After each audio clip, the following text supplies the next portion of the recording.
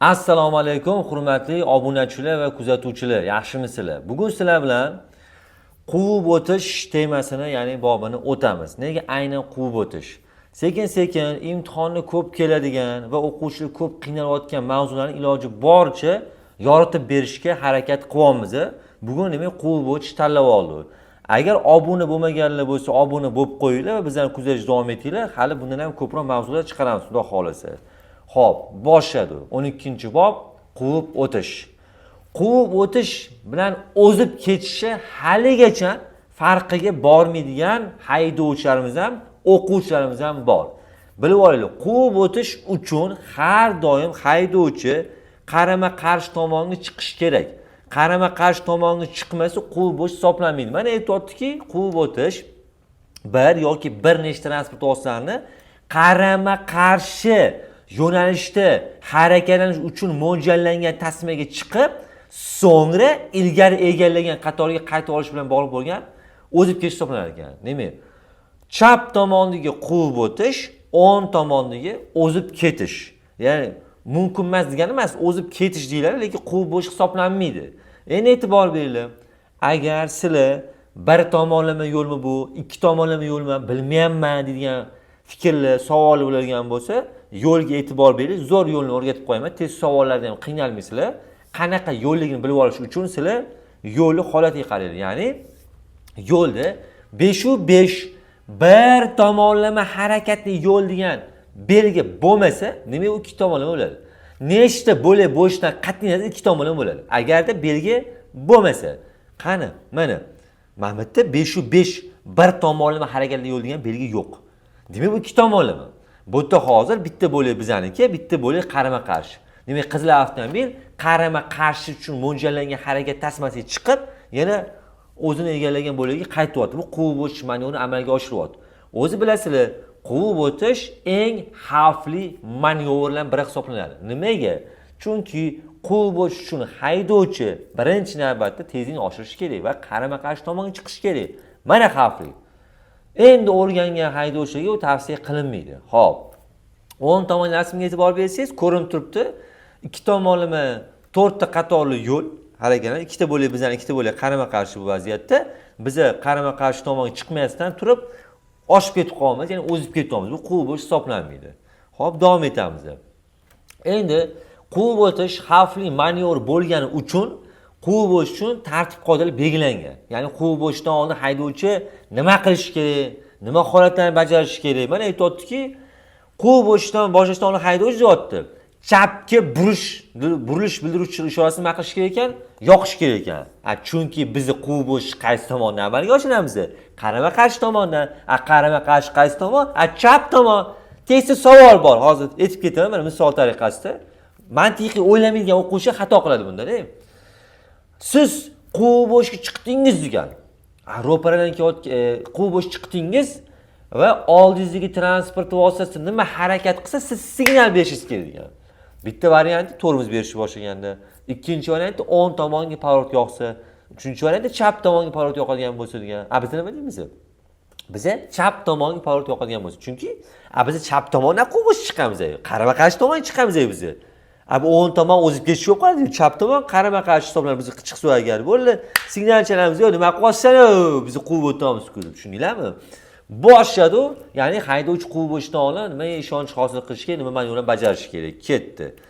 Xo'p, birinchi holat. O'zi o'tmoqchi bo'lgan harakatlanish bo'lagiga quvib o'tish uchun yetarlicha masofada bo'sh ekanligiga qarash kerak. Men quvib o'tmoqchi bo'lgan bo'lagim bo'shmi yoki yo'qmi? Va quvib o'tish jarayonida harakatlanishga xavf tug'dirmasligi va boshqa harakat qatnashchilariga xalaqit bermasligi kerak. Kelib qolishi mumkin yoki quvib o'tayotgan transport o'zi keskin manevr qilib xalaqit berib qo'yishimiz mumkin. Hammasini hisob-kitobini olishimiz kerak. Даже yo'lda matematika bundan oson bo'lib qoladi, deymi? Quvib o'tish manevrdan. Ketdi. Shu tasmada orqada harakatlanayotgan transport vositasi quvib o'tishni boshlamaganligi ko'rasizlarmi? Nafaqat oldindagi transport vositalariga, orqadagi ham qarash kerak ekan. To'xta, mana orqamdagi transport vositasi quvib o'tish chiqyaptimi, yo'qmi? Qarash kerak. Agar chiqishni boshlagan bo'lsa, to'xta, mana shu orqamga quvib o'tib keta qolsa, undan keyin pavorot yoqib, sekin mana quvib o'tish chiqishi mumkin deb harakatimizni qilamiz. Xo'p, davomi oldinda harakatlanayotgan transport vositasi quvi bo'sh chapga burish ishorasini bermayotganligi. Demak, oldimdagi transportga qarasam bo'sh, bo'sh, yetarlicha qarama-qarshi transport vositasi yo'q, lekin oldimdagi taq chapga olib qoldi-yu. Mendan oldin harakat qilib qoldi-yu. Bo'ldi endi, bo'ldi. Sabr qilamiz. Ketaveramiz. Oldimizga haydovchi manevr qilib bo'lgandan so'ng, yana biz quvib o'tishimiz mumkin bo'ladi. Davom etamiz. Quvib o'tishni tugallayotganda, quvib o'tilayotgan transport vositasiga xalaqit bermasdan ilgari egallagan qatorga qaytib olish ishonch hosil qilish kerak ekan. Bir xil quvib o'tadi, men zo'r quvib o'tdim. Juda ham zo'r quvib o'tdim. Muvaffaqiyatli amalga oshirdi. Ayrim hollarda ular o'ylashmaydiki, mana shu quvib o'tilayotgan transport vositasi menga yordam berdimi, yo'qmi? Chunki ba'zi holatlarda biz sekinlashib beramiz, keyin o'tib keta qolsin, mayli deb. Sal chetga o'tamiz, mayli o'tib ketish imkon bo'lsin deb. Bir xil payt tormoz bosib qolamiz, meni siqib qo'ymasin mayli deb. Ana. Shuning uchun shunday quvib o'tishimiz kerakki, quvib o'tilayotgan transport vositasining harakatiga ham xalaqit berishimiz kerak emas, siqib qo'yishimiz kerak emas, xavf urib qo'yishimiz kerak emas. Shularni hisob kitobini qilish kerak. Qaranglar, qancha holatlarga amalga oshirayotganimizni, qancha holatlarga qarashimiz kerak ekan. Qancha qiyinchilikdan o'tishimiz kerak. Ketdi. Davomida. Bir yo'nalishda, 83-bandda bir yo'nalishda harakatlanayotgan relsiz transport vositalarini har ikkala tomondan o'zib ketish mumkin ekan mana. O'zib ketish nima? O'zib ketish oldinda harakatlanayotgan transport vositasidan katta tezlikda o'tib ketish bo'ladi. Demak, xohlasangiz o'ng tomondan o'zib keting, xohlasangiz chap tomondan o'zib keting. Bo'ldi. O'zib ketish uchun qarama-qarshi tomonga chiqilmaydi. Agar qarama-qarshi tomonga chiqilgan bo'lsangiz, u sizlar uchun quvib bo'sh hisoblanib qoladi. Mana. Testda savol bor. Relsiz transport vositalarini qaysi tomondan o'zib ketish mumkin degan savol bor. O'ng tomondanmi, chap tomondanmi, istalgan tomondanmi desa, istalgan tomondan deysizlar. Eski yo'l harakati qoidalarida mana shu o'ng tomondan bu quvib bo'sh deyiladi. O'ng tomondan quvib o'tish mumkin emas deb qo'yishardi. Vaholanki, bu hozir yangi yo'l harakati qoidalari bo'yicha amaldagi qoidalar bo'yicha yuramiz ko'chada biz. Bu o'ng tomondan o'zib ketish hisoblanadi. Siz o'ng tomondan o'zib ketavering, hech kim ishingiz deyolmaydi. Ichki ishni hol qilayotgan paytda ham men o'ng tomondan o'zib ketyapman, quvib o'tmayapman deysizlar. Quvib o'tish mana qarama-qarshi tomonga chiqib amalga oshirilgan manevr deysizlar.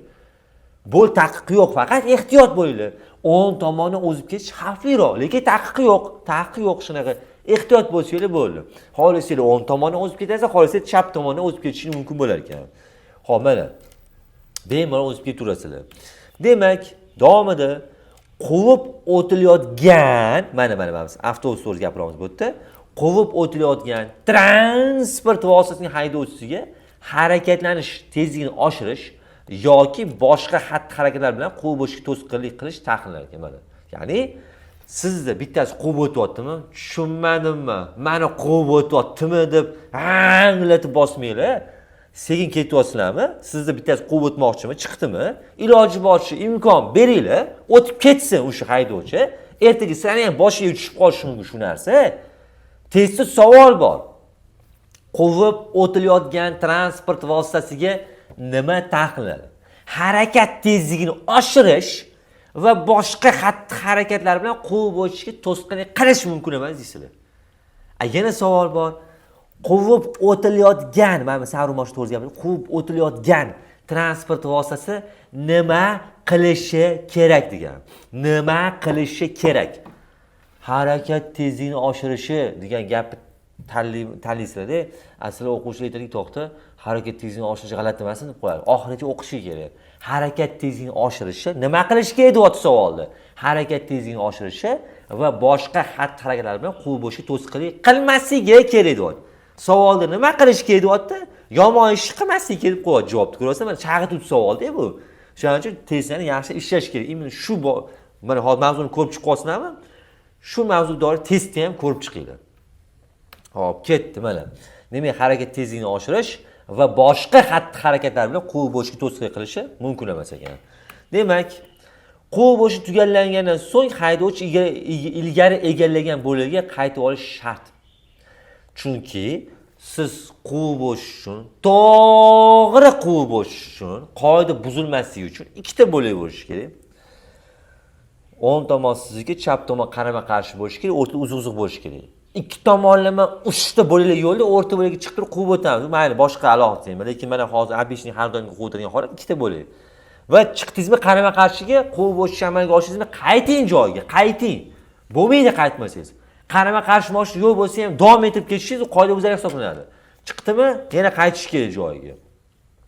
Xo'p, mana bitta yoki bir nechta transport vositani quvib o'tishingiz mumkin, lekin qaytishingiz kerak-da. Xo'p, endi quvib o'tish taqiqlangan 320 belgi bor, bilsanglar. 320 quvib o'tish taqiqlanadigan belgi.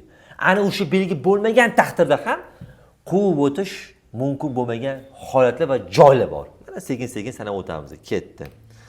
Birinchi holat. Tartibga solingan chorrahadir. Voy, men chorraha deb umumiy aytganim yo'qman. Tartibga solingan chorrahada quvib o'tish mumkin emas. Solingan. Mana quvib o'tish. Tartib solingan chorraha qanaqa? Svetofor yoki tartib soluvchi orqali amalga oshirilgan chorraha solingan chorraha hisoblanadi. Men bu da quvib o'tish mumkin emas ekan. Keyingi holat mana. Bu nima qilyapti bu hozir? O'zib ketyapti. Chunki qarama-qarshi tomonga chiqmayapti. Yaxshilab diqqat bilan qaranglar. O'zib ketyapti demak, bu mumkin bu holat. Mana quvib o'tyapti. Bu mumkin emas mana. Mana ikkala holatda ham tartibga solingan svetofor orqali bu holatda ham mumkin emas quvib o'tish. Keyingi holat. Tartibga solinmagan chorrahada ikkinchi darajali yo'lda va teng ahamiyatli chorrahada mana. Men asosiy yo'l demayapman. Asosiy yo'lda VIP xohlagancha quvib o'ting. Qoidalarga rioya qilgan holatda. Lekin yo'l bering belgisidan kelyapsizlarmi? Sizlar ikkinchi darajali yo'lda quvib o'tmanglar va teng ahamiyatli chorraha, ya'ni o'ng qo'l qoidalashtirilgan chorrahada ham quvib o'tish mumkin emas. Mumkin emas. Mana hisob qoidalasizmi? Ketdi mana. Yo'l bering mumkin emas mana va o'ng qo'l qoidalashtirilgan chorrahada ham quvib o'tish mumkin emas deymiz. Faqat mana ko'ryapsizlar, mumkin emas. Qanaqa chorraha bu? Teng ahamiyatli chorraha, ya'ni o'ng qo'l qoidalashtirilgan chorraha ekan. Xo'p, mana yo'l beringda ham mumkin emas quvib o'tish deb aytdi. Mana asosiy yo'lda-chi? Asosiy yo'li VIP. Chunki men tartibga solinmagan chorrahada ikkinchi darajali yo'l, ya'ni yo'l beringda mumkin emas dedim va teng ahamiyatli mumkin emas dedim. Asosiy yo'lni xohlagancha transport turiga qaramaylik. VIP quvvatga turinglar asosiy yo'lda mumkin. Mana asosiy yo'li mumkin. Baribir yo'l beringda mumkin emas. Yo'l bering to'xtaydi baribir. Asosiy yo'li mumkin. Xo'p, mana ko'priklarda, yo'l o'tkazgichlarda, esiklarda ularning ostida mumkin emas ekan mana. Ko'prik ustida uzuq-uzuq chiziq bo'lsa ham mumkin emas. Uzuq-uzuq chiziq bo'lsa ham mumkin emas bular. Ko'prik ustida agar bo'lgan bo'lsa. Mana ko'ryapsizmi? Chizuv yo'q vobshe mumkin emas mana. Ostida ham mumkin emas deyapmiz mana. Va piyodalar o'tish joyida. Piyodalar o'tish joyida piyoda bormi, yo'qmi? Mumkin emas. Mumkin emas bular. Ne piyoda o'tirgan joyda quvib o'tish taqiqlanadi. Xo'p. Mana mumkin emas. Ketdi keyingisi. Temir yo'l kesishmalarida quvib o'tish mumkin emas va temir yo'l kesishmalariga 100 metrdan kam masofa qolsa ham quvib o'tish mumkin emas. Savol bor shunaqa. 100 metrdan kam masofa qolsa ham quvib o'tish mumkin emas deysizlar mana. O'tgandan keyinchi, o'tgandan keyin farqi yo'q. VIP. O't bo'ldi, xavf orqada chunki. Keyingisi mana o'sha 50 metr qolibdi va 100 metr qolibdi, hamda 50 metr qolibdi bu yoqda. O'sha mumkin emas baribir. Xo'p, mana. Va quvib yoki aylanib o'tayotgan transport vositalarini quvib yoki aylanib o'tayotgan transport vositalarini ham quvib o'tish nima mumkin emas ekan mana. Nima? Sizni orqangizga mashina balki quvib o'tayotgan yoki aylanib o'tayotganda sizni quvib o'ta olmaysiz mana. Mumkin emas. Va teparuni oxirida ham mumkin emas. Teparuni vobshe mumkin emas demayapti. Teparuni oxirida mumkin emas mana. Va ko'rin cheklangan joyda ham quvib o'tish mumkin emas ekan mana. Mana. Mumkin emas mana. Xavfli burilish. Uzuq chiziq bo'lmaydimi? Baribir quvib o'tish mumkin emas deysizlar. Mana. Mumkin emas. Xavfli chunki. Endi bilasizlar, quvib o'tish taqiqlangan degan belgi bo'ladigan bo'lsa, shundoq ham mumkin emas. Shundoq ham mumkin emas deymiz biz mana. Mumkin emas mana. Xuddi shu rasm bor testda quvib o'tish mumkin bo'lsa, agar sizlar yengil mashinada bo'ladigan bo'lsangiz mumkin deysizlar. Chunki bu yuk mashinasida quvib o'tish mumkin emas-ku axir. Mana. yuk avtomobillarni quvib o'tish mumkin emas belgida. Xo'p, va 87-band aholi punktlardan tashqaridagi yo'llarda sekin harakatlanadigan katta hajmli va yoki yuk tashiyotgan transport vositalari deyapti. Quvib o'tishi qiyin bo'lgan hollarda uning haydovchisi ushbu transport vositasini iloji boricha yo'lning o'ng tomoniga olishi zarur bo'lgan hollarda esa deyapti, orqasi to'plangan transport vositalarini o'tkazib yuborish uchun to'xtash shart ekan. Demak, bilasiz, shahar tashqari chiqqan payti bo'yli soni kam va sekin yuradigan katta hajmli transport vositasini ko'rib qolasiz. Sekin ketyapti. Orqasi transport vositasi to'planib ketdi, quvib o'tish qiyin bo'ladi. Shuning uchun shu katta o'lchamli sekin yuradigan transport vositasi to'xtab, orqasi to'plangan transportlar nima qilish kerak ekan? O'tkazib yuborish kerak ekan. Mana, ham bekorga to'xtayotgani yo'q, chunki quvib o'tish mumkin emas deb belgi turibdi. Quvib o'ta olmaydi. To'planib ketdi orqasi, to'xtab, o'tkazib yuboradi orqasidan. Xo'sh. Mana. Demak, xullas bildinglar, orqasiga to'planib qolgan transportlarni aholi punktlardan tashqarida to'xtab orqasidan o'tkazib yuborish kerak ekan. Agarda imtihonga tayyorlov onlayn kursimiz sizlarga qiziq bo'layotgan bo'lsa, qanaqa bo'ladi, jarayonlar qanaqa bo'ladi, tartiblar qanaqa bo'ladi, narx-navolar qanaqa bo'ladi, qiziq bo'layotgan bo'lsa, pastda havola qoldirma, ya'ni link qoldiraman. O'sha havola orqali ro'yxatdan o'tinglar va to'liq va batafsil ma'lumotga ega bo'linglar. Demak, sizlarni bilaman, ayrim yilida yoki ko'pchilik yilida testda yetishga qiyinchiliklar tug'dirayotgan bo'lishi mumkin. Bo'yotdi ham shunaqa, eslab qola olmayapsizlar. Ishlayapsizlar bir necha bor, lekin eslab qolishingiz qiyin bo'lyapti. Sababi ko'p buni. Eng asosiy sabablardan biri sizlar tushunib ishlamayapsizlar testda, tushunib. Chunki sizlarda avtomaktabda yetarlicha bilim olmagansizlar yoki qatnashmagansizlar yoki kitob o'qimagansizlar. Shuning uchun sizlar testni yodlayversanglar, bir kun esda qoladi, 2 kun esda qoladi, shu esdan chiqib ketaveradi. Chunki savollar ko'p. 1200 undan ortib sekin-sekin oshib boshlaydi savollar. 1200 savol bo'lgan bo'lsa, ortib ham boradi sekin-sekin. Eslab qolish qiyin agar yodlaydigan bo'lsanglar. Shuning uchun sizlarga maslahatim, iloji boricha savolni, javobini, mazmun mohiyatini eslab qolib, undan keyin ishlashni boshlanglar. Internetdagi har xil, ko'payib ketdi kalt so'z bo'ylar, kalt so'z, hamma imtihon savollarining ham kalt so'zi yo'q va kalt so'zlar bir-biriga o'xshab ketadi. U kalt so'zlarning hammasini eslab qololmaysiz, eslab qolsanglar ham yanglishib ketib qolasizlar va kalt so'z eslab qolgan taqdirda ham ertaga joylarni o'zgartirib qo'yib nimadir bo'ladigan bo'lsa, agar esdan chiqib qolib xato qilasizlar. Yangi savol qo'shib qolsa tushunmaysizlar, shuni tushunishgan yaxshi. Endi xohlasanglar, men o'zimda imtihonga tayyorlov onlayn kurslarimiz tashkil qilganman. Men o'zim o'qituvchiman, familiyam Zokirov, otim Qudratilla, 12 yillik tajribaga egaman va shu 12 yil mobaynida o'quvchilarni imtihonga tayyorlab, imtihonlar muvaffaqiyatli o'tib ketishiga xudo xohlasa sabab bo'lman. Bizda o'qigan o'quvchilar 90-95% imtihonlar muvaffaqiyatli o'tishyapti. Hech qachon men 100% demayman. Chunki ayrim o'quvchilar o'zini ustida ishlamaydi. Eslab qola olmaydiganlar bor, umuman men zo'r tushuntirsam ham va aytilgan vazifani o'z vaqtida bajarmaydi. Agarda astoydil o'qib, astoydil aytilgan vazifani bajarib, tayyorgarchilik ko'radigan bo'lsa, bizani metodika bo'yicha va strategiya bo'yicha imtihonlar xudo xohlasa muvaffaqiyatli o'tadi. Bizani imtihonga tayyorlov onlayn kursimizda o'quvchilar xohlagan mamlakatdan, xohlagan vaqtida o'rganib, ishlab, eslab qolishi mumkin bo'ladi.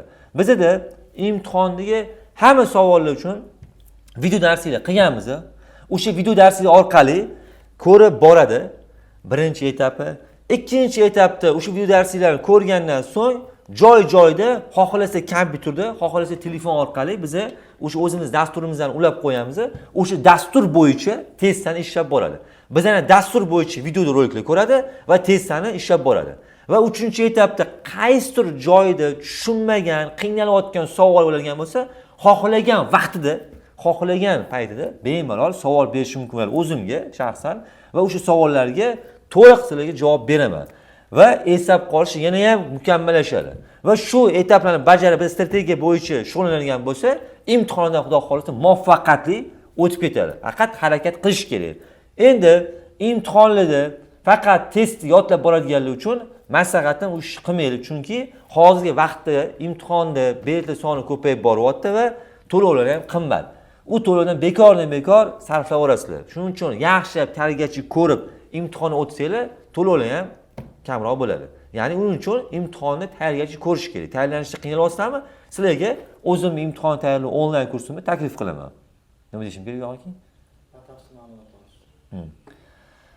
Endi bizning onlayn kurslarimizda qanaqa tartibda bo'ladi, qanaqa jarayonda bo'ladi, qulayligi qanaqa uni, afzalliklari qanaqa va asosiysi ayrimlar uchun narx qanaqa deydiganlar uchun shundoq kurs so'zini yozib qoldiringlar, batafsil ma'lumotlarni sizlarga beramiz.